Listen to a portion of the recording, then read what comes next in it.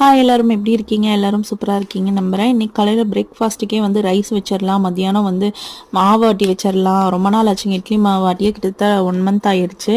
ஏன்னா கம்பு மாவு மல்டிகிரெயின் மாவு வந்து ஆட்டிகிட்டு இருந்தோம். இந்த ப்ளைனாக நம்ம நார்மலாக அரிசி உளுந்தெல்லாம் போட்டுறதை வந்து செய்யவே இல்லை. ஊர்லேருந்து கொஞ்சம் தண்டங்கீரை கொண்டு வந்திருந்தோம். அதனால் தண்டங்கீரை தேங்காய் பூ போட்டு பொரியல் செஞ்சுட்டுங்க, அப்படியே கையோட வந்து பருப்பு சாம்பார் மாதிரி வச்சுட்டேன், வடகம் போட்டு தாளிச்சு.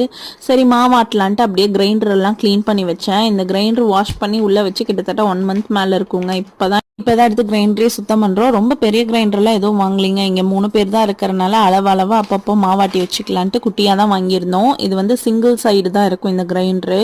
மெயினாக பார்த்தீங்கன்னா இடத்த பெருசாக அடைக்காது. நீட்டாக கபோர்டுக்குள்ளேயே நம்ம ஸ்டோர் பண்ணி வச்சிடலாம். எல்லாமே வாஷ் பண்ணி அவங்க மாவெல்லாம் ஆட்டி முடிச்சுட்டு. எப்பவுமே மாவு காலையில் தாங்க ஊற வைப்பேன். காலையில் ஊற வச்சு மத்தியானம் போல் ஆட்டி ஈவினிங்குள்ளே புளிக்க வச்சு ஃப்ரிட்ஜில் வச்சிருவேன். ஆனால் அன்றைக்கி என்னமோ நைட்டே ஊற வச்சிட்டேன். பட் பார்த்தா கரண்ட் இல்லைங்க, ஷட் டவுன் ஆகாமல் வேறு வழியே இல்லை.